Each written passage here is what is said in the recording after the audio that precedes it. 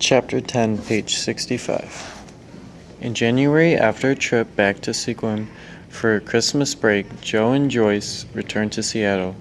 When the crew practice started up on January 8th, Joe and the 17 other boys in the first and second freshman boats learned that they could now abandon the shell barges and step for the first time into proper racing shells, the sleek and lovely cedar crafts built by George Pocock. They learned that what had seemed a brutal workout schedule in the fall was merely a whisper of what the coaches had in mind for them now. In the next few months, they were told that they would race mostly against one another and the upperclassmen on the team. Joe's spot was not guaranteed. Nobody was. The boys continued to fight for the top 8 seats.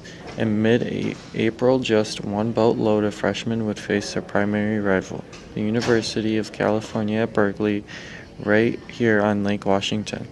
If they prevailed in that race, only if they did so, they would likely earn a chance to compete against elite Eastern schools for a national freshman championship in June. The whole season would come down to just 2 major races. In his 6 years as a freshman coach, Tom Boyles had never coached a crew that lost a race to California or anyone else on Lake Washington. Boyles didn't intend for this bunch to be the first, but they had some catching up to do. The boys at Cal had been rowing since late August and racing against each other in real shells since late October.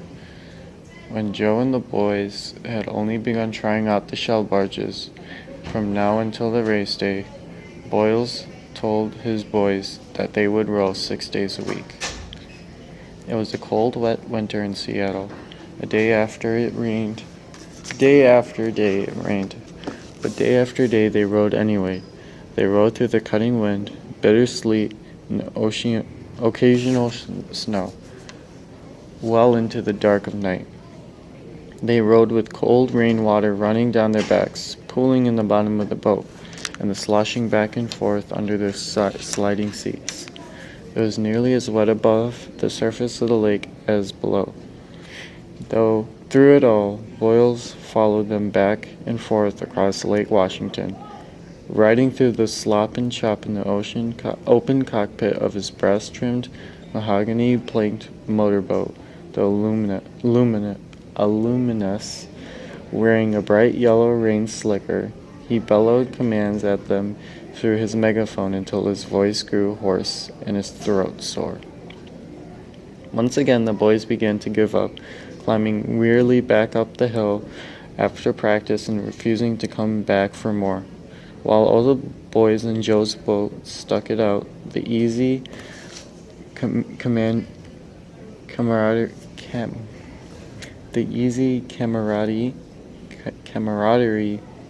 they felt for the first time they went out together in November quickly evaporated.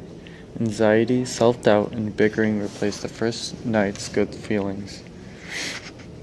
Boyle scrutinized them, trying to figure out who to keep in the first boat and who to demote. By mid-spring, he found himself struggling daily with freshmen. They seemed to be getting slower every day, he complained. One of the fundamental challenges in the rowing is that when any one member of a crew goes into a slump, the entire group goes with them. Each of the rowers had slightly different roles, depending on his position in the boat, and each of these roles is critical. The oarsman sitting in the first seat nearest to the bow had to be strong, but more than anything he had to be technically sound. One wrong move and he can disrupt the course, speed, and stability of the boat. The same is true to a lesser extent of the rowers in the 2 and 3 seats. 4 and 5 and 6 seats are often called the engine room of the crew and have to be the biggest and strongest rowers. The rower in the 7th seat had to be nearly as strong as those in the engine room, but also alert, constantly aware of and in tune with what is happening in the rest of the boat. The stroke oar, who sits in the 8th seat, faces coxswain. Theoretically, the stroke rows at the rate with the degree of power called for by coxswain. He is supposed to do what he is told. But in the end, it is the stroke who controls these things. Everyone else in the boat follows the stroke. When working well, the entire boat operates like a well-lubricated machine, and every rower serving a vital link in the chain that powers it forward. This machine can break down easily. A lack of concentration on one person's part can impact the performance of the whole boat.